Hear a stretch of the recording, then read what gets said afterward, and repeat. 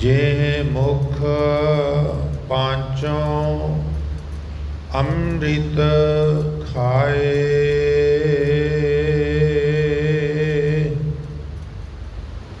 ते मुख देखत लूकट लाए। एक दुख राम राय, काटो मेरा अगन दह,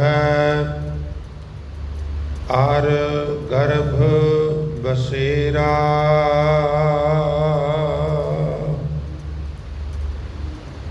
रहाओ काया बिगूती बहुविध भांति, को जारे को गाडले माटी।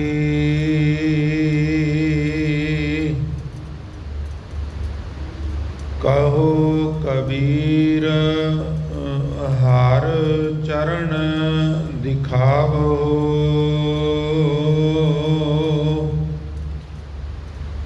पाछै ते जम क्यों ना पठावो। कहो कबीर हार चरण दिखावो, पाछै ते जम क्यों ना पठावो।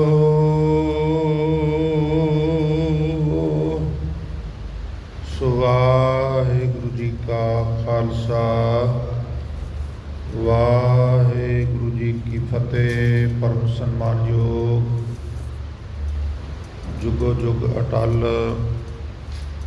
शबर छतर अते तखत दे मालक, बाणी के बोहेत सर्ब सांझी वालता दे प्रतीक शब्द गुरु, दसां ही पातशाहियां दी जोत। धन धन श्री गुरु ग्रंथ साहिब महाराज जी की पावन पवित्र हजूरी अते महान पवित्र इतिहासक अस्थान गुरुद्वारा पातशाही पहली और पातशाही छेवीं गुरुद्वारा श्री दमदमा साहब की यात्रा कर रही बहुत ही सन्मानयोग गुरु रूप साध संगत जीओ वडभागे हो, जो गुरु चरनां विच विराजमान हो के गुरमुख प्यारियां तो आसा की वार दे शब्द कीर्तन सरवण कर रहे सो। कीर्तन सारे श्री गुरु ग्रंथ साहब की बाणी का हो सकता है, पर नितनेम तो बाद जिस बाणी दे कीर्तन का विधान बन गया वो बाणी है आसा की वार। कदी आसा की वार नूं मीनिंग सहित पढ़ के देखो, शौक नाल पोथी कढ़ के। अजकल ते स्मार्टफोन ते एक आई ग्रंथ नाम की ऐप डाउनलोड हो जाती। एक ऐप नहीं, इस तरह दीयां कई ऐप्स ने। साडे फोनां विच बड़ियां ऐप्स डाउनलोड होईयां ने, और कम से कम एक ऐप गुरु ग्रंथ साहब नाल रिलेटड जिहदे विच पाठ भी होवे ते नाल मीनिंग भी होण। किते वो आई ग्रंथ असी डाउनलोड कीता होवे ते फिर तुसी साध संगत आसा की वार दा पाठ रोज़ शौक नाल एक सैट कर लो। सैट का मतलब है भी हरेक पौड़ी नाल 2 ਜਾਂ 3 ਸ਼ਲੋਕ ਹੁੰਦੇ ਨੇ। उदाहरण वजों पहली पौड़ी नूं लै लईए। पहला श्लोक बलिहारी गुर आपणै दिवहाड़ी सदवार, जिन मानस ते देवते कीए करत ना लागी बार।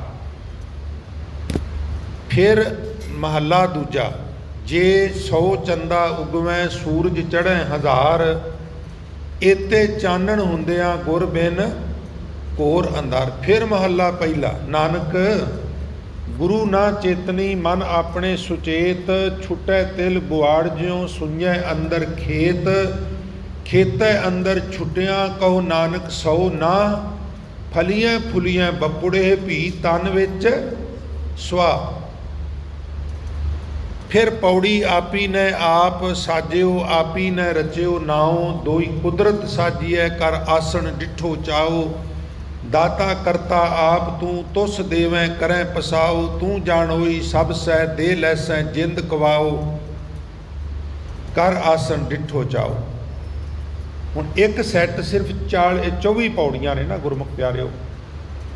ਇੱਕ ਪੌੜੀ ਤੇ ਨਾਲ ਲੱਗਦੇ 2 ਜਾਂ 3 ਸ਼ਲੋਕ, ਉਹਨੂੰ ਅਸੀਂ ਮਾਇਨਿਆਂ ਸਮੇਤ ਪੜ੍ਹੀਏ ਬਈ ਮਹਾਰਾਜ ਇਹਦੇ ਵਿੱਚ ਸਾਨੂੰ ਹੁਕਮ ਕੀ ਬਖਸ਼ਿਸ਼ ਕਰ ਰਹੇ ਨੇ, ਤੇ ਫਿਰ ਤੁਸੀਂ ਵੇਖੋਗੇ ਕਿ ਉਹਦੇ ਵਿੱਚ ਕਿਤਨੇ ਐਸੇ ਕੰਮ ਨੇ ਜੋ ਰੋਜ਼ਮर्रा ਦੀ ਜ਼ਿੰਦਗੀ 'ਚ ਸਾਨੂੰ ਮਹਾਰਾਜ ਨੇ ਵਿਵਰਜਿਤ ਕੀਤੇ ਨੇ। ਆਸ਼ਰਾਤ ਸ਼ੁਰੂ ਹੋ ਗਏ ਨੇ। ਇਹਨਾਂ ਦੇ ਸੰਬੰਧ 'ਚ ਵੀ ਆਸਾ ਕੀ ਵਾਰ ਦਾ ਕੀਰਤਨ ਗੁਰਮੁਖ ਪਿਆਰੇ ਆਪ ਜੀ ਨੂੰ ਸਰਵਣ ਕਰਾ ਕੇ ਗਏ ਨੇ। ਜੇ ਮੁਹਾਕਾ ਘਰ ਮੂੰਹੈ ਘਰ ਮੈਂ ਪਿਤਰੀ ਦੇ, ਅੱਗੇ ਵਸਤ ਸਿਆਣੀਐ ਪਿਤਰੀ ਚੋਰ ਕਰੇ। ਵੱਡੀਆਂ ਹੱਥ ਦਲਾਲ ਕੇ ਮੁਸਫੀ ਇਹ ਕਰੇ, ਨਾਨਕ ਅੱਗੇ ਸੋ ਮਿਲੈ ਜੇ ਖੱਟੈ ਘਾਲੈ ਦੇ। ਜਦੋਂ ਮਹਾਰਾਜ ਲਾਹੌਰ ਗਏ ਨਾ, ਲਾਹੌਰ ਗੁਰੂ ਨਾਨਕ ਸਾਹਿਬ ਤੇ ਸਰਾਧਾਂ ਦੇ ਦਿਨ ਸਨ। ਪਰੰਪਰਾਵਾਂ ਬਣ ਜਾਂਦੀਆਂ ਨੇ ਸਾਡੇ ਅਵੇਸਲੇਪਨ ਕਾਰਨ, ਪਰ ਜਦੋਂ ਬਣ ਜਾਂਦੀਆਂ ਨੇ ਫਿਰ ਉਹਨਾਂ ਨੂੰ ਮਿਟਾਉਣਾ ਕਰੀਬ ਨਾਮੁਮਕਿਨ ਹੋ ਜਾਂਦਾ। ਵੇਖੋ ਗੁਰੂ ਨਾਨਕ ਸਾਹਿਬ ਵਰਗੇ ਮਹਾਂਪੁਰਸ਼ਾਂ ਨੇ ਇਹਦੇ ਤੋਂ ਸਾਨੂੰ ਰੋਕਿਆ, ਫਿਰ ਉਹ ਅੱਜ ਵੀ ਪਰੰਪਰਾ ਚੱਲ ਰਹੀ ਹੈ। ਕਿੱਡਾ ਚੰਗਾ ਹੋਵੇ ਵੀ ਭਵਿੱਖ ਵਿੱਚ ਅਸੀਂ ਇਸ ਤਰ੍ਹਾਂ ਦੀਆਂ ਗਲਤ ਪਰੰਪਰਾਵਾਂ ਬਣਨ ਹੀ ਨਾ ਦਈਏ, ਤੇ ਜਿਹੜਾ ਨਾ ਬਣਨ ਦਏਗਾ ਉਹਦਾ ਵਿਰੋਧ ਤੇ ਹੁੰਦਾ ਹੈ ਨਾ। ਸੁਧਾਰ ਕਰਨ ਲਈ ਤੁਸੀਂ ਹਰਮਨ ਪਿਆਰੇ ਬਣ ਕੇ ਨਹੀਂ ਰਹਿ ਸਕਦੇ। ਤੁਹਾਨੂੰ ਚੰਗਾ ਕਹਿਣ ਵਾਲੇ ਥੋੜ੍ਹੇ ਹੋਣਗੇ, ਭੈੜਾ ਕਹਿਣ ਵਾਲੇ ਜ਼ਿਆਦਾ ਹੋਣਗੇ। ਪੇਚੀਦਾ ਗੱਲ ਇਹ ਹੈ ਵੀ ਪਰੰਪਰਾਵਾਂ ਬਣ ਜਾਣ ਤੇ ਉਹਨਾਂ ਨੂੰ ਹਟਾਉਣਾ ਬਹੁਤ ਔਖਾ ਹੋ ਜਾਂਦਾ ਹੈ। ਦੁਨੀ ਚੰਦ ਇਸੇ ਨਗਰ ਦਾ ਰਹਿਣ ਵਾਲਾ ਹੈ। ਬੜੀ ਵਾਰਾਂ ਤੁਸੀਂ ਕਥਾ ਸੁਣੀ ਹੈ। ਤੇ ਮਹਾਰਾਜ ਪ੍ਰਸ਼ਾਦਾ ਛਕੋ, ਹਜ਼ੂਰ ਕਹਿਣ ਲੱਗੇ ਕਿਸੇ ਹੋਰ ਨੂੰ ਛਕਾ ਲੈ, ਮੈਂ ਇਹਨਾਂ ਗੱਲਾਂ 'ਚ ਵਿਸ਼ਵਾਸ ਨਹੀਂ ਰੱਖਦਾ। ਆਖਣ ਲੱਗੇ ਜੀ ਸ਼ਰਾਧਾਂ ਦੇ ਦਿਨ ਨੇ, ਧਾਰਮਿਕ ਬੰਦੇ ਤੇ ਲੱਭਦੇ ਹੀ ਕੋਈ ਗੇ। ਔਰ ਉੱਥੇ ਹਜ਼ੂਰ ਨੇ ਉਹਦੀ ਹਵੇਲੀ ਵਿੱਚ ਇਤਿਹਾਸਕਾਰ ਕਹਿੰਦੇ ਨੇ ਇਹ ਸ਼ਲੋਕ ਉਚਾਰਨ ਕੀਤਾ ਵੀ ਮੰਨ ਲਿਆ ਇਹ ਭੋਜਨ ਪਿਤਰਾਂ ਤੱਕ ਪਹੁੰਚਦਾ ਹੈ, ਹਾਲਾਂਕਿ ਪਹੁੰਚਦਾ ਨਹੀਂ। ਇਹ ਗੁਰੂ ਨਾਨਕ ਦਾ ਮੱਤ ਹੈ। ਤੋ ਸਾਨੂੰ ਥੋੜ੍ਹਾ ਜਿਹਾ ਭਰਮ ਹੁੰਦਾ ਵੀ ਸਾਡੇ ਜਿਹੜੇ ਪੂਰਵਜ ਨੇ ਕਿਤੇ ਭੁੱਖੇ ਨਾ ਬੈਠੇ ਹੋਣ। ਚਲੋ ਮੰਨ ਲਿਆ ਵੀ ਭੁੱਖੇ ਨਾ ਬਹਿਣ, ਅੱਜ ਅਸੀਂ ਛਕ ਲੈਂਦੇ ਹਾਂ, ਤੁਹਾਡਾ ਭੋਜਨ ਤੁਹਾਡੇ ਬਾਪੂ ਨੂੰ ਪਹੁੰਚ ਜਾਏਗਾ। ਪਰ ਚੱਲਿਓ ਬਾਕੀ 364 ਦਿਨ ਉਹ ਭੁੱਖਾ ਹੀ ਰਹੇਗਾ। ਫਿਰ ਜਾਂ ਤੇ ਰੋਜ਼ ਉਹਨੂੰ ਭੇਜਿਆ ਕਰੋ। ਦਿਹਾੜੀ 'ਚ 3 ਵਾਰ ਖਾਂਦੇ ਹੋ, ਬ੍ਰੇਕਫਾਸਟ ਲੰਚ ਤੇ ਡਿਨਰ, ਉਹਨੂੰ ਪੂਰੇ ਸਾਲ 'ਚ 365 ਨੂੰ 3 ਨਾਲ ਗੁਣਾ ਕਰ ਲਓ। ਦਿਹਾੜੀ 'ਚ 3 ਵਾਰ ਖਾਂਦੇ ਆ ਤੇ 365 ਦਿਨ ਨੇ 3 ਨਾਲ ਗੁਣਾ ਕਰ ਲਓ, ਤਾਂ ਉਹ 1000 ਤੋਂ ਵੀ ਉੱਤੇ ਲੰਘ ਜਾਂਦਾ ਨਾ। ਹੁਣ ਇੱਕ ਦਿਨ ਛਕਾ ਲਿਆ ਔਰ ਤਸੱਲੀ ਹੋ ਗਈ ਵੀ ਭੋਜਨ ਉੱਥੇ ਪਹੁੰਚ ਗਿਆ। ਮਹਾਰਾਜ ਆਖਣ ਲੱਗੇ ਦੁਨੀ ਚੰਦ ਭੋਜਨ ਪਹੁੰਚਦਾ ਕੋਈ ਨਹੀਂ, ਪਰ ਮੰਨ ਲਿਆ ਪਹੁੰਚਦਾ। ਤੇ ਜੇ ਮੁਹਾਕਾ ਸ਼ਬਦ ਹੁਣ ਤੁਸੀਂ ਕਦੀ ਨਹੀਂ ਸੋਚਿਆ ਹੋਵੇਗਾ ਵੀ ਚੋਰ ਨੂੰ ਮੁਹਾਕਾ ਵੀ ਕਹਿੰਦੇ ਨੇ। ਦੇਖੋ ਇਹ ਨਹੀਂ ਵੀ ਮੈਂ ਕਥਾ ਕਰਨਾ ਤੇ ਤਾਂ ਮੈਂ ਕਥਾ ਦੀ ਤਾਕੀਦ ਕਰਨਾ। ਕਥਾ ਹੀ ਕਿਸੇ ਮਜ਼ਹਬ ਨੂੰ ਐਕਸਪਲੇਨ ਕਰ ਸਕਦੀ ਹੈ, ਹੋਰ ਕੋਈ ਤਰੀਕਾ ਨਹੀਂ ਗਾ। ਤੁਸੀਂ ਕੁਰਾਨ ਦਾ ਪਾਠ ਕਰ ਲਓ, ਤੋਰੇਤ ਦਾ ਕਰ ਲਓ, ਅੰਜੀਲ ਦਾ ਕਰ ਲਓ, ਬਾਈਬਲ ਦਾ ਕਰ ਲਓ, ਰਾਮਾਇਣ ਤੇ ਮਹਾਂਭਾਰਤ ਦਾ ਕਰ ਲਓ, ਈਵਨ ਗੁਰੂ ਗ੍ਰੰਥ ਸਾਹਿਬ ਦਾ ਕਰ ਲਓ। ਜਦੋਂ ਤੱਕ ਤੁਸੀਂ ਉਹਨੂੰ ਸਮਝਦੇ ਨਹੀਂ, ਖੋੜਦੇ ਨਹੀਂ, ਉਦੋਂ ਤੱਕ ਕਿਸੇ ਵੀ ਗ੍ਰੰਥ ਨੂੰ ਐਕਸਪਲੇਨ ਨਹੀਂ ਕੀਤਾ ਜਾ ਸਕਦਾ।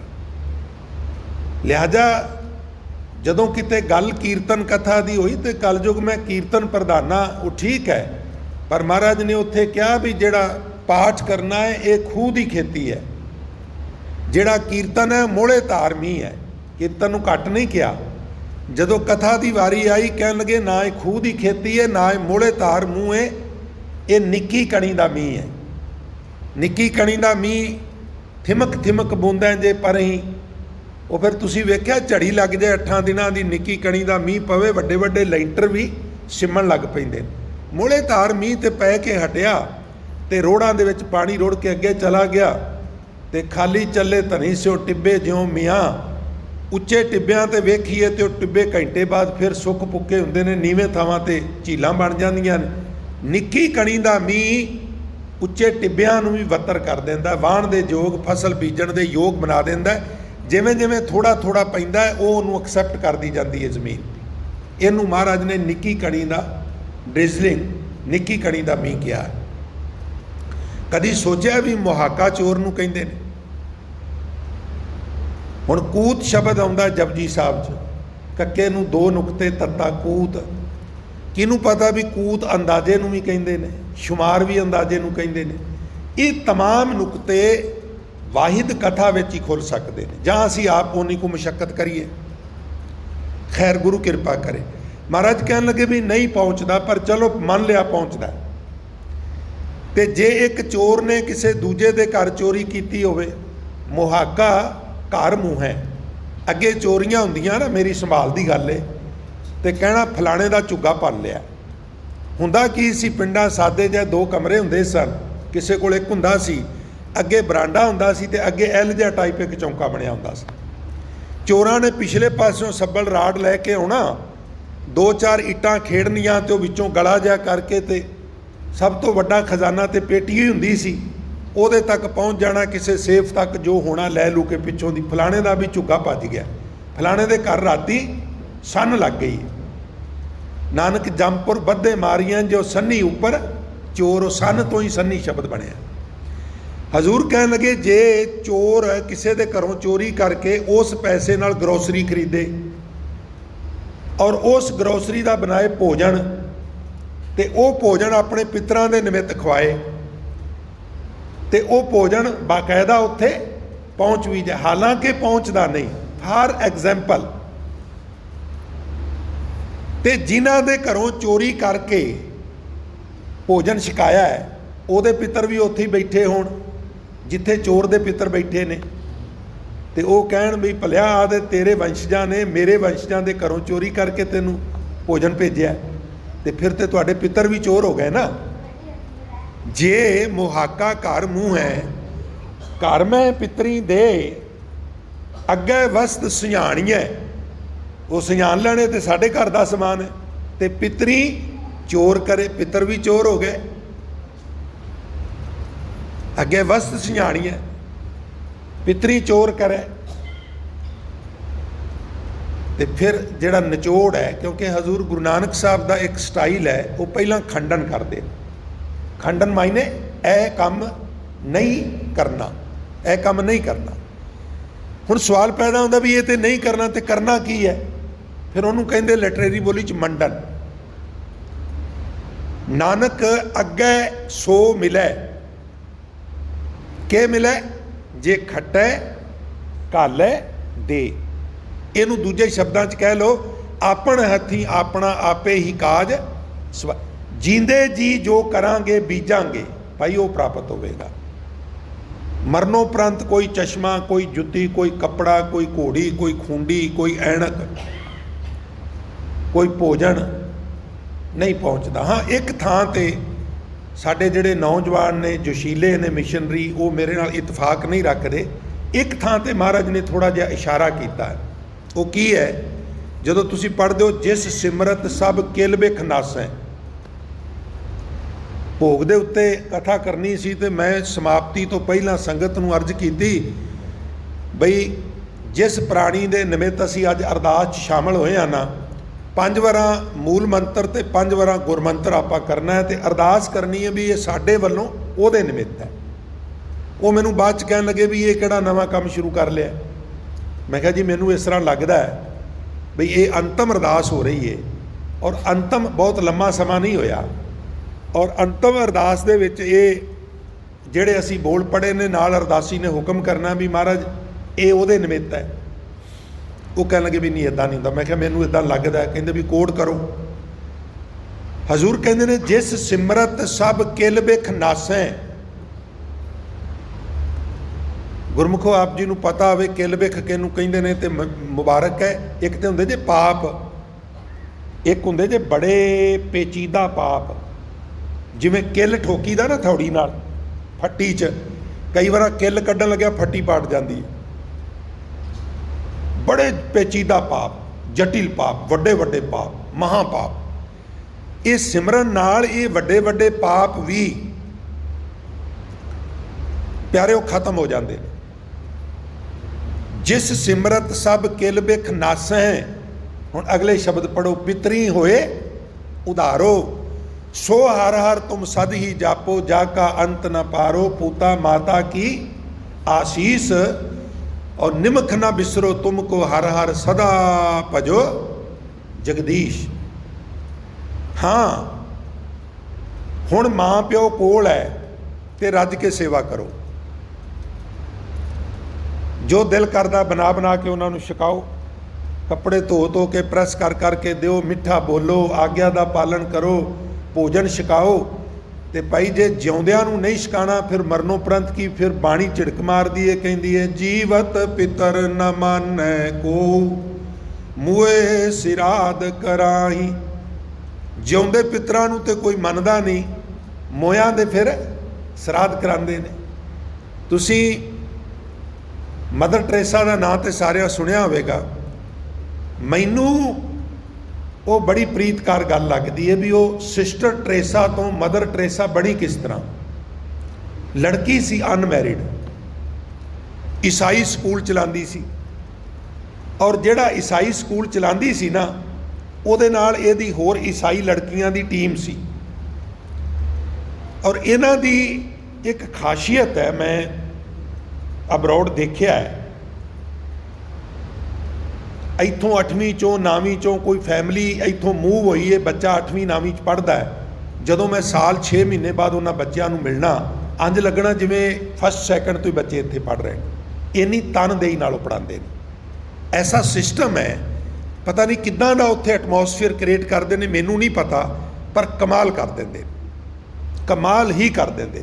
इदां दे टीचर ने, और उन्हां दी ग्रोथ, उन्हां दी तरक्की दा रीज़न ये है भी टीचर किसी भी समाज की रीढ़ की हड्डी होंदी है। कोई टीचर किसी इलाके च काम कर जाए, चंगा काम कर जाए, तो किन्ना किन्ना दशक उस टीचर का उस इलाके विच ना रहिंदा है, भाई इस नां दा टीचर होया भी कमाल करती, साडे ते इलाके नूं फड़ के उन्हें सुधार के रख दिता। टीचर वो भी हुंदे ने जिन्हां दा ध्यान सिर्फ एक तरीक वाल हुंदा है। खैर गुरु कृपा करो, डिफरेंट स्टोरी है। साडी जिथे जिथे भी सेवा लगी है, किसी कोई टीचर है, कोई प्रीचर है, कोई पीएन है, कोई पीएम है, कोई सीएम है, कोई कोच है, कोई कोच है, असी उन्होंने ईमानदारी नाल करिए, तनदेही नाल करिए, तो फिर हो सकता है साडी भी कोई ग्रोथ हो जाए। हुण सिस्टर टेरेसा तो बीबी मदर टेरेसा बनने के पिछे एक छोटी जी घटना बड़ी दिलचस्प, मैनू बड़ी प्रीतकार लगती है। शाम नूं सैर करन जांदियां हुंदियां सन लड़कियां, तो शहरों में वो म्यूनसिपल कारपोरेशन के वड्डे वड्डे उन्होंने ना डब्बे बना के रखे होंगे लोहे के, जिथे लोग अपना गारबेज डंप करते हैं, कूड़ा सुट्टते हैं, स्टोर करते हैं। फिर वो गड्डियां अजकल आईयां ने, वो ही इस तरह सिंग जै फसा लैंदियां ने, तो उन्होंने इस तरह लिफ्ट नाल चक के वो डंप करके लै जाते। हुण ਉਹਦੇ ਕੋਲੋਂ ਦੀ ਜਦੋਂ ਇਹ ਲੜਕੀਆਂ ਲੰਘੀਆਂ, ਜਿਨ੍ਹਾਂ ਦੀ ਇੰਚਾਰਜ ਟਰੇਸਾ ਸੀ, ਸਿਸਟਰ ਟਰੇਸਾ ਕਹਿੰਦੇ ਸਨ, ਉਹ ਕਹਿਣ ਲੱਗੀ ਵੀ ਆ ਡੱਬੇ ਦੇ ਵਿੱਚੋਂ ਮੈਨੂੰ ਕਿਸੇ ਦੇ ਰੋਣ ਦੀ ਆਵਾਜ਼ ਆਉਂਦੀ ਹੈ। ਸੱਥ ਨਾਲ ਕਹਿਣ ਲੱਗੀਆਂ ਵੀ ਇਸ ਡੱਬੇ 'ਚੋਂ ਕਿਸੇ ਦੇ ਰੋਣ ਦੀ ਆਵਾਜ਼ ਕੀ ਆ ਸਕਦੀ ਹੈ, ਨਹੀਂ ਤੈਨੂੰ ਭੁਲੇਖਾ ਪਿਆ ਹੈ।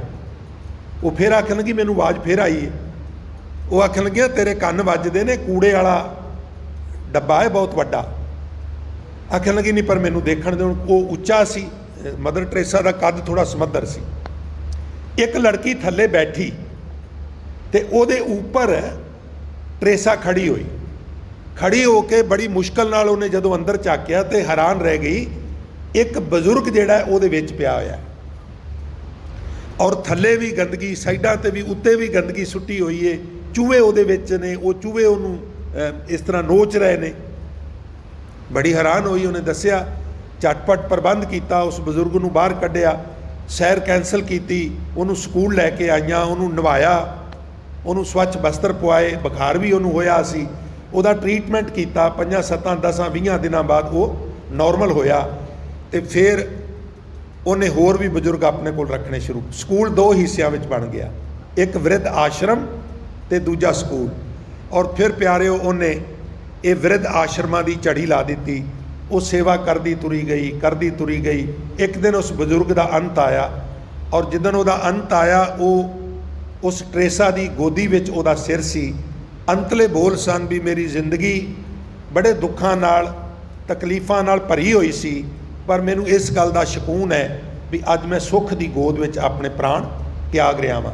ਉਹਨੇ ਆਸ਼ਰਮਾਂ ਦੀਆਂ ਫਿਰ ਝੜੀਆਂ ਲਾ ਦਿੱਤੀਆਂ, ਔਰ ਲੋਕਾਂ ਨੇ ਉਹਨੂੰ ਸਿਸਟਰ ਟਰੇਸਾ ਤੋਂ ਸਤਿਕਾਰ ਨਾਲ ਮਦਰ ਟਰੇਸਾ ਕਹਿਣਾ ਸ਼ੁਰੂ ਕਰ ਦਿੱਤਾ। ਤੋ ਇਹ ਸਾਡਾ ਕਲਚਰ ਨਹੀਂ ਗਾ, ਸਿੱਖਾਂ ਦਾ ਇਹ ਕਲਚਰ ਨਹੀਂ ਵੀ ਮਾਂ ਪਿਓ ਦੀ ਸੇਵਾ ਨਾ ਹੋਵੇ ਤੇ ਉਹ ਕਿਸੇ ਆਸ਼ਰਮ 'ਚ ਰਵੇ। ਮੈਂ ਇਸ ਹੱਕ 'ਚ ਬਿਲਕੁਲ ਨਹੀਂ ਵੀ ਅਸੀਂ ਆਸ਼ਰਮ ਬਣਾਈਏ, ਨਹੀਂ। ਅਸੀਂ ਮਾਂ ਪਿਓ ਦਾ ਬਣਦਾ ਸਤਿਕਾਰ ਆਪਣੇ ਹੀ ਘਰ ਵਿੱਚ ਉਹਨੂੰ ਦਈਏ, ਤਾਂ ਕਿ ਆਸ਼ਰਮ ਕ੍ਰੀਏਟ ਹੀ ਨਾ ਹੋਣ। ਆਸ਼ਰਮ ਸਾਡਾ ਕਲਚਰ ਨਹੀਂ ਨਾ, ਇਹ ਸਿੱਖਾਂ ਦਾ ਕਲਚਰ ਨਹੀਂ ਗਾ। ਇਹ ਜਿਨ੍ਹਾਂ ਦਾ ਕਲਚਰ ਹੈ ਉਹਨਾਂ ਨੂੰ ਮੁਬਾਰਕ ਹੈ। ਇਸ ਖਾਸ ਕਰਕੇ ਸਰਾਧ ਦੇ ਦਿਨਾਂ ਵਿੱਚ ਜੇ ਸਾਥੋਂ ਮੇਰੇ ਸਮੇਤ ਕੋਈ ਮਿਸਟੇਕ ਹੁੰਦੀ ਹੈ, ਬਜ਼ੁਰਗ ਜਿਹੜੇ ਨੇ ਨਾ ਸਾਧ ਸੰਗਤ, ਉਹ ਬੱਚਿਆਂ ਵਰਗੇ ਹੋ ਜਾਂਦੇ ਨੇ। ਉਹਨਾਂ ਨੂੰ ਖੁਦ ਨੂੰ ਨਹੀਂ ਪਤਾ ਹੁੰਦਾ ਵੀ ਅਸੀਂ ਕੀ ਕਰ ਰਹੇ ਹਾਂ, ਪਰ ਯਕੀਨ ਜਾਣੋ ਇੱਕ ਸਟੇਜ ਆਉਂਦੀ ਹੈ, ਸੁਭਾਅ ਬੱਚਿਆਂ ਵਰਗਾ ਹੋ ਜਾਂਦਾ ਹੈ। ਔਰ ਸਾਡੀ ਸਮੱਸਿਆ ਇਹ ਹੁੰਦੀ ਹੈ ਵੀ ਅਸੀਂ ਕੰਪੀਟੀਸ਼ਨ ਵਿੱਚ ਹੁੰਦੇ ਹਾਂ, ਬਾਜ਼ਾਰ ਵਿੱਚ ਵੀ। ਮੇਰੇ ਨਾਲ ਵਾਲੀ ਦੁਕਾਨ ਵਾਲਾ ਮੇਰੇ ਤੋਂ ਅੱਗੇ ਨਾ ਲੰਘ ਜਾਏ। ਪ੍ਰਤੀਦਵੰਦੀ ਤੇ ਹਰ ਫੀਲਡ 'ਚ ਹੁੰਦੇ ਨਾ। ਸਾਡਾ ਹੁਣ ਫੋਕਸ ਹੁੰਦਾ ਹੈ ਵੀ ਮੈਂ ਗਰੋਥ ਕਿਵੇਂ ਕਰਨੀ ਹੈ, ਪੈਸੇ ਜ਼ਿਆਦਾ ਕਿਵੇਂ ਕਮਾਣੇ ਨੇ। ਔਰ ਚਲੋ ਇਹ ਤੇ ਕੋਈ ਨਹੀਂ, ਚੱਲੀ ਜਾਂਦਾ ਹੈ, ਮੰਮਾ ਇੱਦਾਂ ਕਰ ਲਏਗੀ, ਡੈਡੀ ਇੱਦਾਂ ਕਰ ਲਏਗਾ। ਤਾਂ ਉੱਥੇ ਭਾਵੇਂ ਗਰੋਥ ਥੋੜ੍ਹੀ ਦੇਰੀ ਨਾਲ ਹੋ ਜਾਏ, ਗਰੋਥ ਮਿਲ ਜਾਏਗੀ ਤੈਨੂੰ ਦੁਬਾਰਾ, ਮਾਂ ਪਿਓ ਦੁਬਾਰਾ ਨਹੀਂ ਮਿਲਣਾ। ਇਸ ਲਈ ਭਾਈ ਉਹਨੂੰ ਬਰਦਾਸ਼ਤ ਕਰ ਲੈ, ਇਹ ਮੌਕਾ ਸੰਭਾਲ, ਇਹ ਮੌਕਾ ਤੈਨੂੰ ਦੁਬਾਰਾ ਨਹੀਂ ਮਿਲਣਾ, ਮਾਂ ਪਿਓ ਦੁਬਾਰਾ ਨਹੀਂ ਗਾ ਮਿਲਣਾ। ਇਸ ਵਾਸਤੇ ਭਾਈ ਗੁਰਮੁਖੋ, ਇਹ ਜਿਹੜੇ ਦਿਨ ਚੱਲਦੇ ਨੇ, ਇਹਨਾਂ ਦਿਨਾਂ ਦੇ ਵਿੱਚ ਖਾਸ ਕਰਕੇ ਤਵੱਜੋ ਦੇਣ ਦੀ ਜ਼ਰੂਰਤ ਹੈ ਵੀ ਜੇ ਮਾਂ ਪਿਓ ਸਾਡੇ ਕੋਲ ਹਾਜ਼ਰ ਨੇ, ਵੱਡੇ ਭੈਣ ਭਰਾ ਨੇ, ਸਾਥੋਂ ਉਮਰ 'ਚ ਵੱਡੇ ਨੇ, ਉਮਰ ਦਰਾਜ਼ ਨੇ, ਤੇ ਅਸੀਂ ਜਿਉਂਦੇ ਜੀ ਉਹਨਾਂ ਦੀ ਜਿੰਨੀ ਸੇਵਾ ਕਰਨੀ ਹੈ ਕਰ ਲਈਏ। ਨਹੀਂ ਤੇ ਫਿਰ ਬਾਣੀ ਕਹਿੰਦੀ ਹੈ, ਜੀਵਤ ਪਿੱਤਰ ਨਾ ਮਾਨੈ ਕੋਊ, ਮੂਏ ਸਿਰਾਧ ਕਰਾਹੀ, ਪਿੱਤਰ ਭੀ ਬਪਰੇ ਕਹੋ ਕਿਉਂ ਪਾਵੇਂ। ਪਿੱਤਰਾਂ ਤੱਕ ਤੇ ਵਿਚਾਰਿਆਂ ਤੱਕ ਪਹੁੰਚਦਾ ਹੀ ਨਹੀਂ। ਇਹਦੇ ਅਰਥ ਇਹੀ ਕਰੋਗੇ ਨਾ, ਪਿੱਤਰ ਭੀ ਬਪਰੇ ਕਹੋ ਕਿਉਂ ਪਾਵੇਂ, ਕਊਆ ਕੂਕਰ ਖਾਈ। ਮੁਕੋ ਕੁਸ਼ਲ ਬਤਾਵੋ ਕੋਈ, ਕੁਸ਼ਲ ਕੁਸ਼ਲ ਕਰਤੇ ਜਗ ਬਿਨਸੈ, ਕੁਸ਼ਲ ਵੀ कैसे होई। माटी के कर देवी देवा, तिस आगे जियो देही ऐसे। पितर तुम्हारे कहिए आपन क्या न लेही, सर्दियों कट निर्जियों पूजै, अंतकाल को भारी। फिर तो ये गल बनेगी ना प्यारिओ। सो इस वास्ते असी जींदे जी अपने माँ प्यो का मान तान रखीए, उन्हां दी भाई पदार्थां राहीं जिहड़ी सेवा है वो करिए। आ जिहड़े वहम भरम ने इन्हां दिनां विच मैनू खिमा करना, 100 चों 50-60 ਜਿਹੜੇ ਗ੍ਰੰਥੀ ਨੇ ਉਹਨਾਂ ਵਿਚਾਰਿਆਂ ਦੇ ਪੇਟ ਖਰਾਬ ਹੋਏ ਹੁੰਦੇ ਨੇ। ਇੱਕ ਪਾਸੇ ਆਉਂਦੇ ਨੇ, ਦੂਜਾ ਖਿੱਚ ਕੇ ਲੈ ਜਾਂਦਾ। ਨਹੀਂ ਤੇ ਕਰਾਂ ਫਿਰ ਮੈਂ ਪ੍ਰਧਾਨ ਨੂੰ ਫੋਨ, ਉਹ ਕਹਿੰਦਾ ਜੀ ਫੋਨ ਨਾ ਕਰੋ, ਚਲੋ ਮੈਂ ਔਖਾ ਸੌਖਾ ਹੋ ਕੇ ਇੱਕ ਅੱਧਾ ਪ੍ਰਸ਼ਾਦਾ ਛਕ ਲਾਂਗਾ, ਮੈਂ ਚੱਲਣਾ ਤੁਹਾਡੇ ਨਾਲ। ਤੋ ਭਾਈ ਇਹ ਪਹੁੰਚਦਾ ਕੋ ਨਹੀਂ ਗਾ, ਤੁਸੀਂ ਆਪਣੀ ਮਰਜ਼ੀ ਕਰ ਲਿਓ ਜਿੱਦਾਂ ਤੁਹਾਨੂੰ ਠੀਕ ਲੱਗੇ। ਮੈਂ ਤੇ ਚੌਕੀਦਾਰ ਹਾਂ। ਗੁਰੂ ਗ੍ਰੰਥ ਸਾਹਿਬ ਸਾਨੂੰ ਇਹਦੇ ਬਾਰੇ ਕੀ ਕਹਿੰਦੇ ਨੇ ਮੈਂ ਉਹ ਦੱਸਣ ਦਾ ਯਤਨ ਕੀਤਾ ਹੈ। ਮੇਰਾ ਪ੍ਰਯੋਜਨ ਕਿਸੇ ਨੂੰ ਹਾਰਟ ਕਰਨ ਦਾ ਨਹੀਂ ਹੁੰਦਾ। ਸੋ ਸਾਧ ਸੰਗਤ, ਜੋ ਲੜੀਵਾਰ ਸ੍ਰੀ ਗੁਰੂ ਗ੍ਰੰਥ ਸਾਹਿਬ ਦੇ ਬਚਨਾਂ ਦੀ ਕਥਾ ਹੈ, ਭਗਤ ਕਬੀਰ ਸਾਹਿਬ ਦਾ ਗੌੜੀ ਰਾਗ ਵਿੱਚ 329 ਅੰਗ ਤੇ ਸ਼ਬਦ ਹੈ, ਜੇ ਮੁਖ ਪਾਂਚੋਂ ਅੰਮ੍ਰਿਤ ਖਾਹੇ, ਤੇ ਮੁਖ ਦੇਖਤ ਲੂਕਟ ਲਾਹੇ। ਇਹ ਜਿਹੜਾ ਸਰੀਰ ਹੈ ਨਾ, ਇਹਨੂੰ ਤੁਸੀਂ ਅੰਮ੍ਰਿਤ ਵਰਗੇ ਬੜੇ ਚੰਗੇ ਚੰਗੇ ਪਦਾਰਥ ਦਿੰਦੇ ਹੋ, ਦੇਣੇ ਚਾਹੀਦੇ ਨੇ। ਬਾਣੀ ਨੇ ਕਿਤੇ ਵੀ ਇਹ ਨਹੀਂ ਲਿਖਿਆ ਵੀ ਸਰੀਰ ਨਾਲ ਜ਼ੁਲਮ ਕਰ। ਜੇ ਕਿਸੇ ਉੱਤੇ ਅਸੀਂ ਵਧੀਕੀ ਕਰਨੇ ਆ ਉਹ ਵੀ ਗੁਨਾਹ ਹੈ। ਤੇ ਜੇ ਅਸੀਂ ਢੰਗ ਨਾਲ ਇਸ ਸਰੀਰ ਨੂੰ ਰੈਸਟ ਨਹੀਂ ਦਿੰਦੇ, ਢੰਗ ਨਾਲ ਖੁਰਾਕ ਨਹੀਂ ਦਿੰਦੇ, ਗਰਮੀ ਸਰਦੀ ਤੋਂ ਇਹਨੂੰ ਨਹੀਂ ਬਚਾਉਂਦੇ ਤੇ ਉਹ ਆਪਣੇ ਆਪ ਨੂੰ ਜਿਹੜਾ ਟੌਰਚਰ ਕਰਨਾ ਉਹ ਵੀ ਗੁਨਾਹ ਦੀ ਸ਼੍ਰੇਣੀ ਵਿੱਚ ਹੀ ਆਉਂਦਾ ਹੈ। ਜਦੋਂ ਵਾਹਿਗੁਰੂ ਨੇ ਪਦਾਰਥ ਦਿੱਤੇ ਨੇ ਤੇ ਭਾਈ ਉਹ ਪਦਾਰਥ ਜਿਹੜੇ ਜਾਇਜ਼ ਪਦਾਰਥ ਨੇ ਉਹ ਕਿਉਂ ਨਾ ਛਕੇ ਜਾਣ। ਪਰ ਮਹਾਰਾਜ ਬਖਸ਼ਿਸ਼ ਇਹ ਕਰਦੇ ਨੇ, ਅਵੇਅਰ ਇਹ ਕਰਦੇ ਨੇ ਵੀ ਜਿਸ ਸਰੀਰ ਨੂੰ ਚੰਗੇ ਚੰਗੇ ਪਦਾਰਥ ਖਵਾ ਕੇ ਅਸੀਂ ਪਾਲਨੇ ਆ, ਹੁਕਮ ਤੇ ਹੈ ਨਾ ਪਾਲਣ ਦਾ, ਨਾਨਕ ਸੋ ਪ੍ਰਭ ਸਿਮਰਿਐ। ਜੀ ਸਿਮਰਨ 'ਚ ਤੇ ਬੈਠਾ ਨਹੀਂ ਜਾਂਦਾ। ਉਹ ਕਹਿੰਦੇ ਬੈਠਾ ਤਾਂ ਨਹੀਂ ਜਾਂਦਾ, ਤੂੰ ਫਿਜ਼ੀਕਲੀ ਫਿੱਟ ਨਹੀਂ ਹੋਣਾ। ਹਾਂਜੀ ਉਹ ਤੇ ਹੈ। ਉਹ ਕਹਿੰਦੇ ਫਿਰ ਇਹਨੂੰ ਫਿੱਟ ਕਰ। ਜੀ ਫਿੱਟ ਕਿਵੇਂ ਕਰਾਂ? ਉਹ ਕਹਿੰਦੇ ਵੀ ਇਹਨੂੰ ਜਿਹੜੀ ਗਿਜ਼ਾ ਮੰਗਦਾ ਉਹ ਦਿਆ ਕਰ। ਥੋੜ੍ਹਾ ਜਿਹਾ ਸਿੱਖ ਮਿਨਰਲ ਕੀ ਹੁੰਦੇ ਨੇ, ਕੈਲਰੀ ਕੀ ਹੁੰਦੀ ਹੈ, ਬੜਾ ਕੁਝ ਤੂੰ ਸਿੱਖਣਾ ਹੈ। ਪਤਾ ਲਾ ਵਿਟਾਮਿਨ ਕਿਹਨੂੰ ਕਹਿੰਦੇ ਨੇ ਔਰ ਤੇਰੀ ਬਾਡੀ ਨੂੰ ਕਿਹੜੀ ਵਿਟਾਮਿਨ, ਕਿਹੜੇ ਮਿਨਰਲ, ਹੋਰ ਕਿਹੜੇ ਕਿਹੜੇ ਪਦਾਰਥ ਵਿੱਚ ਕਿੰਨੀ ਉਹ ਚੀਜ਼ ਹੈ। ਥੋੜ੍ਹਾ ਸਿੱਖ, ਮੈਨਿਊ ਬਣਾ ਕੇ ਟੰਗ ਆਪਣੇ ਕਿਚਨ ਦੇ ਬਾਹਰ, ਥੋੜ੍ਹਾ ਉਹਨੂੰ ਫੋਲੋ ਕਰ। ਨਾਨਕ ਸੋ ਪ੍ਰਭ ਸਿਮਰਿਐ ਤਿਸ ਦੇਹੀ ਕੋ ਪਾਲ। ਇਹਨੂੰ ਪਾਲਿਆ ਕਰ, ਇਹਦੇ ਨਾਲ ਜ਼ੁਲਮ ਨਾ ਕਰ। ਕਿਉਂ? ਕਿਉਂਕਿ ਪਾਲੇਗਾ ਤੇ ਇਹ ਰੀੜ ਦੀ ਹੱਡੀ ਸਿੱਧੀ ਕਰਕੇ ਐਨ ਖਬਰਦਾਰ ਹੋਰ ਬੈਠ ਕੇ ਤੇ ਫਿਰ ਵਾਹਿਗੁਰੂ ਵਾਹਿਗੁਰੂ ਕਰੇਗਾ, ਬਾਣੀ ਪੜ੍ਹੇਗਾ, ਸਿਮਰਨ ਕਰੇਗਾ, ਸੇਵਾ ਕਰੇਗਾ। ਮਾਂ ਪਿਓ ਦੇ ਵੀ ਚਰਨ ਤਾਂ ਹੀ ਕੁੱਟੇਗਾ ਨਾ ਜੇ ਹੱਥਾਂ ਵਿੱਚ ਰਤਾ ਜਾਣ ਹੋਵੇਗੀ, ਤੇ ਨਹੀਂ ਤੇ ਕਿੱਥੋਂ ਕੁੱਟੇਗਾ। ਤੋ ਸਰੀਰ ਨਾਲ ਜ਼ੁਲਮ ਨਹੀਂ ਕਰਨ। ਪਰ ਹਾਂ ਅਵੇਅਰ ਕਰ ਰਹੇ ਨੇ ਵੀ ਜੇ ਮੁੱਖ ਪਾਂਚੋਂ ਅੰਮ੍ਰਿਤ ਖਾਹੇ। ਇਹ ਪੰਜ ਅੰਮ੍ਰਿਤ ਕਿਹੜੇ ਨੇ? ਦੁੱਧ, ਦਹੀਂ, ਘਿਓ, ਖੰਡ, ਸ਼ੂਗਰ ਜਾਂ ਚੀਨੀ ਜਿਹਨੂੰ ਕਹਿੰਦੇ ਆ, ਤੇ ਸ਼ਹਿਦ। ਅਰਥ ਇਹ ਵਿਦਵਾਨਾਂ ਨੇ ਕੀਤੇ ਨੇ ਵੀ ਇਹ ਪੰਜ ਅੰਮ੍ਰਿਤ ਨੇ। ਇੱਥੇ ਮੈਂ 1 ਮਿੰਟ ਤੁਹਾਡਾ ਜ਼ਾਇਆ ਹੋਵੇਗਾ, ਹੋਰ ਅਰਜ਼ ਕਰਾਂ। ਇਹਨਾਂ ਪੰਜਾਂ ਚੋਂ ਸਾਨੂੰ ਬਹੁਤੇ ਪਦਾਰਥ ਡਾਕਟਰ ਮਨਾ ਕਰ ਦਿੰਦੇ ਨੇ। ਬਾਣੀ ਇਹਨਾਂ ਨੂੰ ਅੰਮ੍ਰਿਤ ਕਹਿ ਰਹੀ ਹੈ। ਡਾਕਟਰ ਕਹਿੰਦਾ ਤੇਰੇ ਵਾਸਤੇ ਇਹ ਜ਼ਹਿਰ ਨੇ। ਕਿਉਂ? ਕਿਉਂਕਿ ਤੂੰ ਰੋਗੀ ਹੈ। ਹੁਣ ਇਹ ਪਦਾਰਥ ਅੰਮ੍ਰਿਤ ਤੋਂ ਫਿਰ ਜ਼ਹਿਰ ਤੋਂ ਫਿਰ ਅੰਮ੍ਰਿਤ ਵਿੱਚ ਪਰਿਵਰਤਿਤ ਕਰਨੇ ਨੇ ਜਾਂ ਰੂਪਾਂਤਰਿਤ ਕਰਨੇ ਨੇ, ਤੇ ਤੂੰ ਆਪਣੇ ਆਪ ਨੂੰ ਤੰਦਰੁਸਤ ਕਰ ਲੈ। ਪਦਾਰਥਾਂ ਦਾ ਕੋਈ ਗੁਨਾਹ ਨਹੀਂ, ਤੇਰਾ ਲਾਈਫ ਸਟਾਈਲ ਗਲਤ ਹੈ। ਔਰ ਹੁਣ ਤੇ ਇੱਕ ਟ੍ਰੈਂਡ ਚੱਲਦਾ ਹੈ, ਸਾਨੂੰ ਇਹਨਾਂ ਚੀਜ਼ਾਂ ਬਾਰੇ ਥੋੜ੍ਹਾ ਜ਼ਿਆਦਾ ਡਰਾ ਦਿੱਤਾ ਗਿਆ। ਉਹ ਜਦੋਂ ਬਿਲਕੁਲ ਹੀ ਇਹਨਾਂ ਤੋਂ ਅਸੀਂ ਵਾਂਝੇ ਰਹਿ ਜਾਂਦੇ ਹਾਂ, ਫਿਰ ਵੀ ਕਈ ਬਿਮਾਰੀਆਂ ਆਣ ਜਕੜਦੀਆਂ। ਕੈਲਸਟਰੋਲ, ਕੈਲਸਟਰੋਲ, ਕੈਲਸਟਰੋਲ, 4 ਚੁਫੇਰੇ ਰੌਲਾ ਪਿਆ। ਜਿਹੜਾ ਜਾਏ ਉਹਨੂੰ ਕਹਿੰਦੇ ਤੇਰਾ ਕੈਲਸਟਰੋਲ ਵਧਿਆ। ਔਰ ਕੈਲਸਟਰੋਲ ਬਿਲਕੁਲ ਖਤਮ ਹੋ ਜਾਏ ਤੇ ਮਨੁੱਖ ਦੀ ਡੈਥ ਹੋ ਸਕਦੀ ਹੈ। ਕੈਲਸਟਰੋਲ ਸਾਡੇ ਚੰਗੇ ਵਾਸਤੇ ਹੈ, ਤਾਂ ਉਹਨੂੰ ਬੈਲੈਂਸ ਕਰਨ ਲਈ ਥੋੜ੍ਹੀ ਬਹੁਤੀ ਖੇਚਲ ਹੋ ਜਾਏ, ਥੋੜ੍ਹਾ ਇਸ ਤਰ੍ਹਾਂ ਕੁਝ ਸੋਚਿਆ ਜਾਏ ਵੀ ਹੁਣ ਕੈਲਸਟਰੋਲ ਵਾਲੀ ਕੋਈ ਚੀਜ਼ ਲੈਣੀ ਹੋਈ ਨਹੀਂ, ਤੇ ਕਈ ਵਾਰ ਸਗੋਂ ਉਹ ਕੈਲਸਟਰੋਲ ਵਧਣ ਨਾਲੋਂ ਉਹ ਕਈ ਵਾਰ ਜ਼ਿਆਦਾ ਨੁਕਸਾਨ ਹੋ ਜਾਂਦਾ। ਭਾਵੇਂ ਉਹ ਮੈਡੀਕਲ ਸਾਇੰਸ ਦਾ ਵਿਸ਼ਾ ਹੈ, ਪਰ ਨਹੀਂ, ਇਹ ਥੋੜ੍ਹਾ ਜ਼ਿਆਦਾ ਹੋ ਗਿਆ, ਜ਼ਿਆਦਾ ਡਰਾ ਦਿੱਤਾ ਗਿਆ। ਔਰ ਜਿਹੜਾ ਕੈਲਸਟਰੋਲ ਦੀ ਗੋਲੀ ਲੈਂਦਾ ਹੈ ਔਰ ਬੀਪੀ ਦੀਆਂ ਰੈਗੂਲਰ ਗੋਲੀਆਂ ਲੈਂਦਾ ਹੈ, ਉਹ ਤੇ ਹੁਣ ਤੱਕ ਦਾ ਤਜਰਬਾ ਇਹ ਹੈ ਵੀ ਉਹ ਜ਼ਿਆਦਾ ਨਹੀਂ ਤੇ 7-8 ਸਾਲ 9 ਸਾਲ ਤੇ ਉਹਦੀ ਲਾਈਫ ਮੰਫੀ ਹੋ ਜਾਂਦੀ ਹੈ। ਬੜੀਆਂ ਪ੍ਰੋਬਲਮ ਕ੍ਰੀਏਟ ਕਰਦੀ। ਵਕਤੀ ਤੌਰ ਤੇ ਉਹ ਥੋੜ੍ਹੀ ਜਿਹੀ ਰਾਹਤ ਦਿੰਦੀਆਂ ਨੇ, ਵੱਡੀਆਂ ਪ੍ਰੋਬਲਮ ਅੰਦਰ ਕ੍ਰੀਏਟ ਕਰਦੀਆਂ ਨੇ। ਇੱਕ ਚੀਜ਼ ਠੀਕ ਕਰਦੀਆਂ ਨੇ, 5 ਚੀਜ਼ਾਂ ਖਰਾਬ ਵੀ ਕਰ ਦਿੰਦੀਆਂ। ਐਲੋਪੈਥੀ ਦੀਆਂ ਦਵਾਈਆਂ। ਜੇ ਮੁੱਖ ਪਾਂਚੋਂ ਅੰਮ੍ਰਿਤ ਖਾਹੇ ਤੇ ਮੁੱਖ ਦੇਖਤ ਲੂਕਟ ਲਾਹੇ। ਲੂਕਟ ਕਹਿੰਦੇ ਚਵਾਟੀ ਨੂੰ।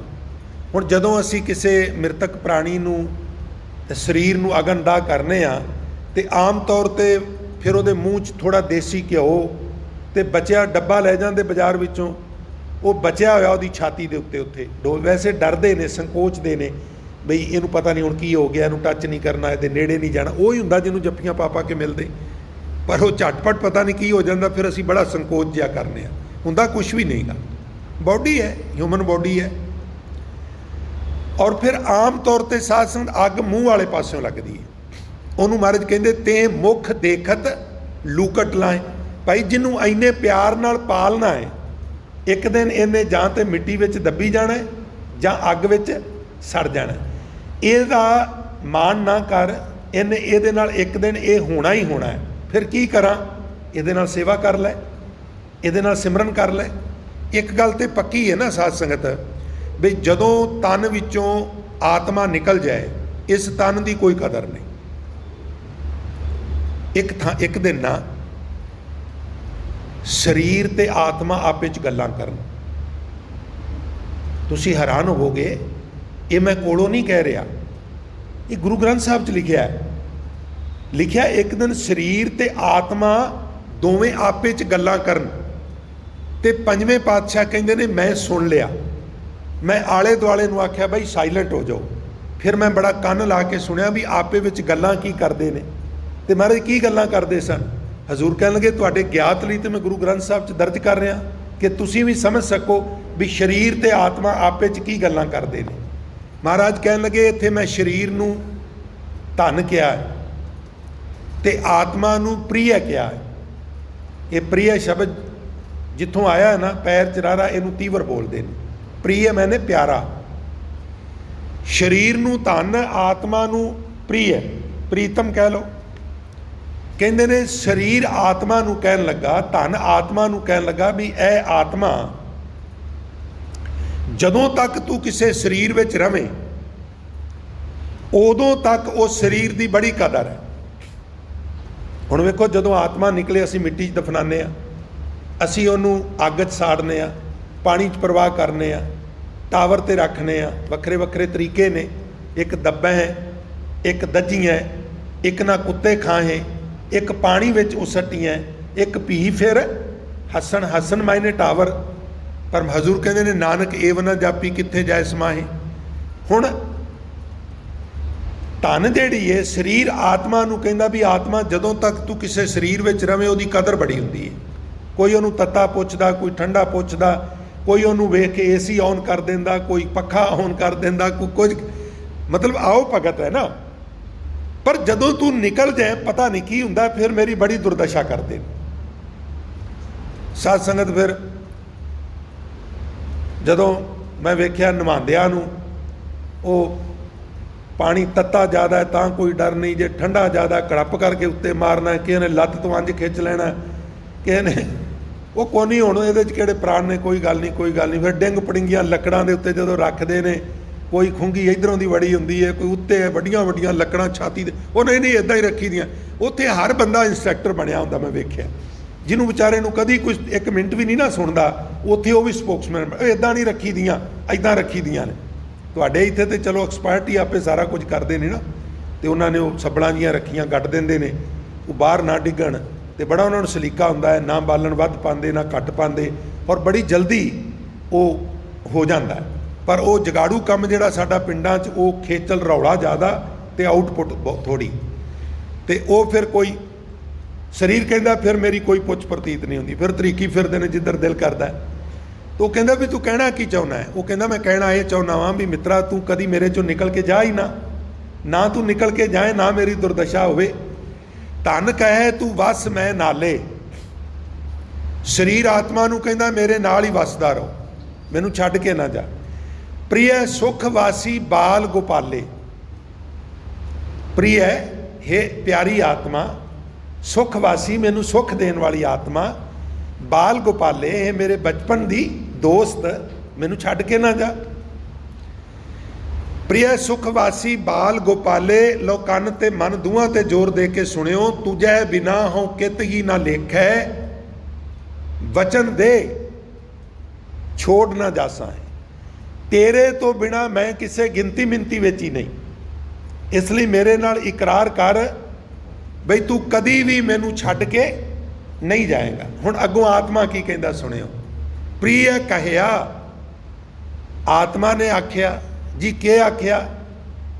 ਹਉ ਹੁਕਮੀ ਬੰਦਾ।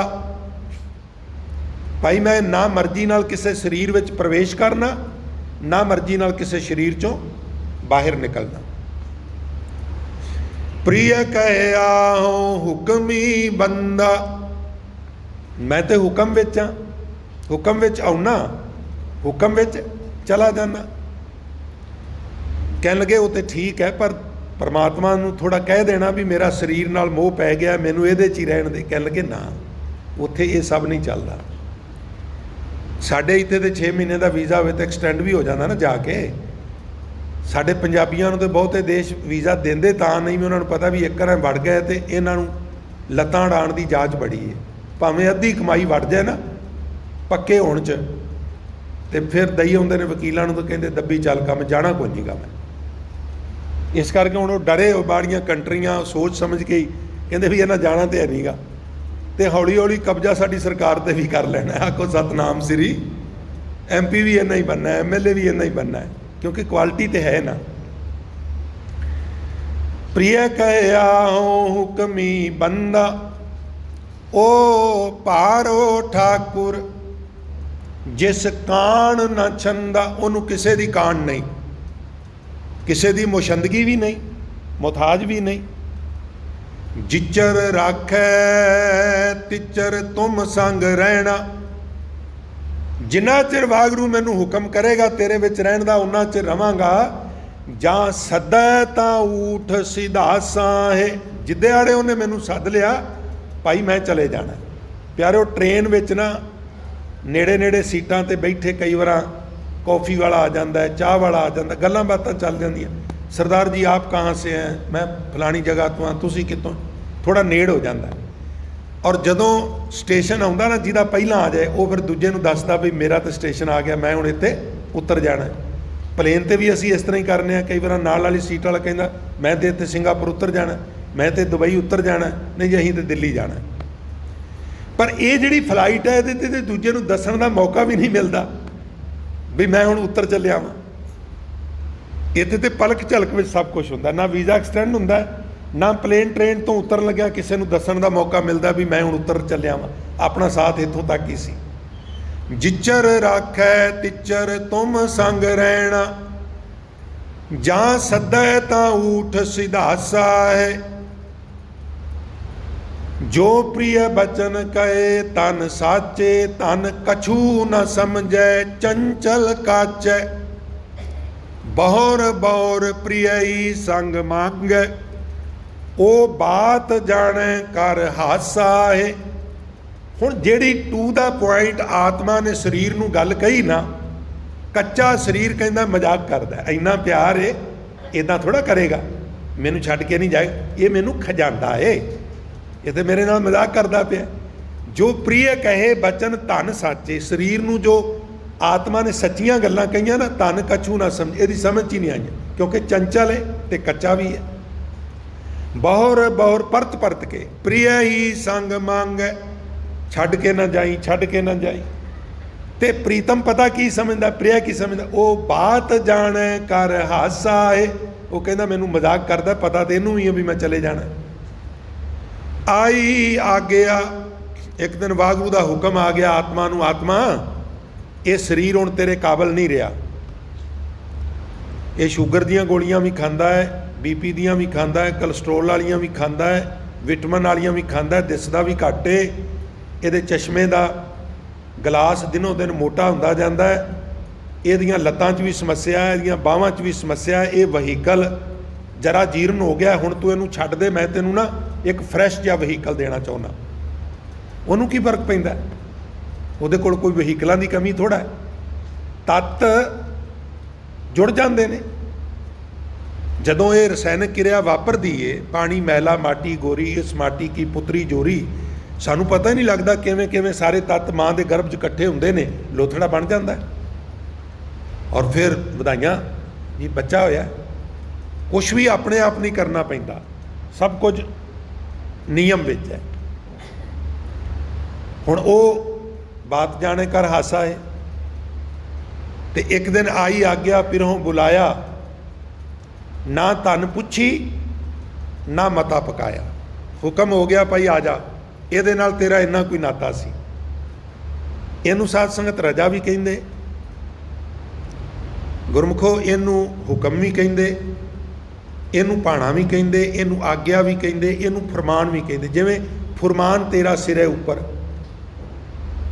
ਜਾਂ ਹੁਕਮ ਰਜ਼ਾਈ ਚੱਲਣਾ। ਜੇ ਭਾਣੇ ਦੀ ਗੱਲ ਕਰੀਏ ਤੇ ਬੜੀਆਂ ਥਾਵਾਂ ਤੇ ਮਹਾਰਾਜ ਨੇ ਇਹ 5 ਸ਼ਬਦ ਜ਼ਿਆਦੇ ਆਏ ਨੇ, ਹੁਕਮ, ਰਜ਼ਾ, ਭਾਣਾ, ਆਗਿਆ, ਫਰਮਾਨ। ਉਂਝ ਇਸ ਸੈਂਸ ਵਿੱਚ ਹੋਰ ਅਲਫਾਜ਼ ਵੀ ਹੈਗੇ ਨੇ, ਪਰ 5 ਜ਼ਿਆਦਾ ਨੇ। सब तो ज़्यादा 3 ने, हुक्म, रजा ते पाना। किते किते फरमान भी है, किते किते आग्या भी है, और किते किते इस सेंस विच होर भी शब्द ने, ताकि असी अंदरली रूप रेखा थोड़ा थोड़ा करके ये जिन्ना को साडा हाजमा है उन्ना को नाल नाल ये भी सीखिए। आई आग्या पिरों बुलाया, ना धन पुछी, आत्मा ने शरीर नूं पुछिया ही कोई ना भी जावां के ना जावां, ना मता पकाया, ना कोई सलाह की, ना कोई मीटिंग की। ऊठ सिधायो, उठ के चला गया, ते छुट्टर माटी, क्योंकि पिछे तो मिट्टी ही बचती है ना, तत्त ते 5 ने, 5 तत्तां चों जो इलैक्ट्रॉनिक भट्ठी चों साडे हत्थ आउंदा है वो मिट्टी तत्त बचदा, बाकी 4 तत्त वो जुदा जुदा हो जाते हैं, रसायनिक क्रिया वापर जाती, इसलिए ज़्यादातर इनू मिट्टी कहा है। शरीर नू मिट्टी, जदों कबीर साहब कहते हैं भी कबीरा धूड़ सकेल कै, धूड़ कट्ठी की, अखबार का टुकड़ा लिया, उहदे ते थोड़ी जी मिट्टी पाई ते ओदी पुड़ी बना दी, पुरिया बांधी दे, फिर दिवस 4 को पेखण, जिथे भी गुरु ग्रंथ साहब के 4 नू चच्चे कन्ना रारे नू हुशियारी आ जाए, अखां मीट के उहदे अर्थ गिनती दे 4 कर दिओ, 3 तो बाद ते 5 तो पहला जिहड़ा 4 है, क्योंकि 4 तो उंज भी आउंदा है, जिवें गावे को गुण वडियाइयां 4, उत्थे रारे नू हुशियारी नहीं, तुसीं हैरान होवोगे ते 4 दे अर्थ ने ब्यूटीफुल, सुंदर। तो आग्या आई पिरों बुलाया, ना तन पुछी, ना मता पकाया, ऊठ सिधायो छुट्टर माटी, कबीरा धूर सकेल कै पुरिया बांधी दे, दिवस 4 को पेखना, अंत खे की खे। मिट्टी तो ही पैदा हुई सी, मिट्टी च ही मिल गई। मैं थोड़ा जिहा 1 मिनट च इहनूं एक्सप्लेन कर दियां। एक बजुर्ग का पिछोकड़ की है, अधखड़, अधखड़ का पिछोकड़ नौजवान, नौजवान का पिछोकड़ टीनेजर, बच्चा, भरूण। हुण भरूण किवें बनिया? माँ के गर्भ में जिहड़ा भरूण है ਉਹਦੀ बैकग्राउंड की है, जे मैडिकल साइंस के फील्ड में जाओ, 2 चीज़ों के संगम तो भरूण बनता है। ਉਹਨੂੰ ਬਾਣੀ ਚ ਮਹਾਰਾਜ ਕਹਿੰਦੇ ਨੇ ਪਾਣੀ ਮੈਲਾ ਮਾਟੀ ਗੋਰੀ। ਮਾਟੀ ਜਿਵੇਂ ਬੀਜ ਅਸੀਂ ਮਿੱਟੀ ਚ ਪਾਉਂਦੇ ਆ, ਹੁਣ ਮਿੱਟੀ ਮਾਂ ਦਾ ਉਦਰ ਹੈ, ਔਰ ਮਾਂ ਦੇ ਉਦਰ ਚ ਕੀ ਹੈ? ਲਹੂ ਹੈ। ਲਹੂ ਕਿਹੜੇ ਰੰਗ ਦਾ ਹੈ? ਲਾਲ ਰੰਗ ਦਾ, ਗੋਰੇ ਰੰਗ ਦਾ। ਪਾਣੀ ਮੈਲਾ, ਪਿਤਾ ਦੀ ਮਣੀ, ਬਿੰਦ ਰੂਪੀ ਮਣੀ ਮੈਲੀ है, और मिट्टी लाल है। दोवां दे संगम तो भरूण बन गया। पानी मैला, माटी गोरी। हुण होर पिछे जाओ, लहू किवें बनिया जी? बिंद किवें बनिया? खुराक खाधी ते बनिया जी। खुराक किवें बनी जी? मिट्टी विचों आई। मैं अक्सर बेनती करना बई ये जिहड़ा मसला है किसानां दा नहीं गा, ये सारियां दा साडा मसला है। इन्नी जबरदस्त साजिश है, जे ये कामयाब हो गया ना तो इत्थे जिंदगी नरक बन जाएगी। पर इकोनॉमी असी अंडरस्टैंड ही नहीं करते, सानू पता ही नहीं कि होण की जा रहा है। हुण तरीका की है? एक चीज़ बाजार दे विच आलू आया है, पूरे इंडिया जिन्ना आलू पैदा होया सारा खरीद लो, सीजनल तो सस्ता मिलता है। हुण वो सड़दा है तो सड़न दिओ। साडा 10% भी विक गया तो असी उहदे चों 10 गुणा पैसा कमाना, देना ही नहीं। जदों लोकी कल्प जाणगे प्याज मिलता ही नहीं, 200 रुपये किलो बेचो। मैं तो पिंड का जंपाल हाँ, साडे तो कभी 5 रुपये किलो तो वध किसी ने खरीदिया नहीं, कभी भी चांस नहीं बनया। बहुत वारी आलू जिथे खेत च ढेर कीते उत्थे ही गल गए, एक बार नहीं दर्जनां बार अपने हत्थां नाल उत्थे ही वो सारे गल गए। क्यों गल गए? क्योंकि जे उन्होंने चुक के मंडी ले जाते सां ते जो मिलता सी वो ट्रांसपोर्ट का खर्चा भी पूरा नहीं सी हुंदा, की करते ले जाके। तो एक बड़ी तगड़ी साजिश है। जो कुछ मिलता है मिट्टी चों मिलता है, हुण वो मिट्टी ते भी कब्जा करन जा रहे हैं। उन्हां नियमां विच इस तरह दीयां नियमावलियां ने, किसान कोल जमीन नहीं बचेगी। इसलिए इहनूं किसानां दा अंदोलन ना समझो, इहदे च सारे अपना हिस्सा पाओ, वरना इत्थे जीना मुहाल हो जाएगा। कोई एक चीज़ दस दिओ, चौर साहब ये दस दिओ भी मिट्टी चों नहीं पैदा होया। ਇਹ ਵੀ ਮਿੱਟੀ ਚੋਂ ਪੈਦਾ ਹੋਇਆ। ਜਿਸ ਜੀਵ ਦੀ ਪੂਛਲ ਦੇ ਵਾਲ ਨੇ ਨਾ, ਗੁੱਸਾ ਨਾ ਕਰਿਓ, ਉਹ ਜੀਵ ਖੁਰਾਕ ਖਾਂਦਾ ਹੈ। ਲਦਾਖ ਵਿੱਚ ਉਹ ਹੁੰਦਾ ਹੈ ਜ਼ਿਆਦਾ, ਲੇਹ ਲਦਾਖ 'ਚ, ਔਰ ਉਹ ਜਿਹੜੀ ਖੁਰਾਕ ਖਾਂਦਾ ਹੈ ਉਹ ਮਿੱਟੀ ਚੋਂ ਪੈਦਾ ਹੁੰਦੀ ਹੈ। ਫਿਰ ਕਈ ਸਾਲ ਬਾਅਦ ਉਹ ਕ੍ਰੀਏਟ ਹੁੰਦੇ ਨੇ ਉਹਨੇ ਕੇਸ, ਉਹਨਾਂ ਨੂੰ ਫਿਰ ਕੱਟ ਕੇ ਤੇ ਉਹਨਾਂ ਨੂੰ ਫਿਰ ਬਣਾ ਕੇ ਤੇ ਫਿਰ ਇਹ ਚੌਰ ਸਾਹਿਬ ਬਣਦੇ ਨੇ। ਜ਼ਿਆਦਾਤਰ 99% ਉਸੇ ਜੀਵ ਦੇ ਇਹ ਬਣਦੇ ਨੇ। ਤੁਸੀਂ ਦੇਖੋ ਮਹਾਨ ਪੋਸਟ ਵਿੱਚ ਚੌਰ ਕੱਢ ਕੇ, ਸਭ ਕੁਝ ਮਿੱਟੀ ਚੋਂ ਪੈਦਾ ਹੁੰਦਾ। ਤੁਹਾਡੇ ਆਲੇ ਦੁਆਲੇ, ਉੱਪਰ ਨੀਚੇ, ਅੱਗੇ ਪਿੱਛੇ ਮਿੱਟੀ ਚੋਂ ਖੁਰਾਕ ਪੈਦਾ ਹੋਈ।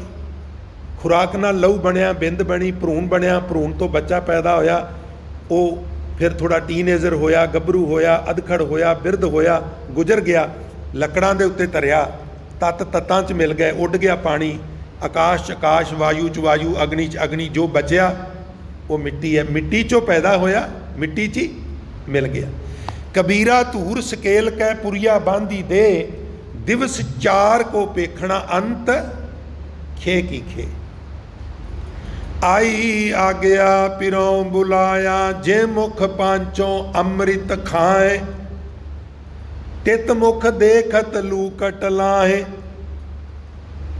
ਆਈ ਆ ਗਿਆ ਪਿਰੋਂ ਬੁਲਾਇਆ, ਨਾ ਧਨ ਪੁੱਛੀ ਨਾ ਮਤਾ ਪਕਾਇਆ।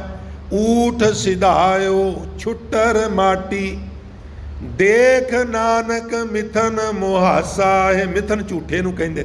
ਦੇਖੋ ਕਿਸ ਤਰ੍ਹਾਂ ਦਾ ਕੂੜਾ ਪਸਾਰਾ ਹੈ, ਪਰ ਅਸੀਂ ਇਹਨੂੰ ਪੱਕੀਆਂ ਗੰਢਾਂ ਦੇ ਕੇ ਬਹਿ ਗਏ ਹਾਂ। ਸਾਚ ਕਰ ਹਮ ਗਾਂਠ ਦੀਨੀ, ਛੋੜ ਪਰਮ ਨਿਧਾਨ।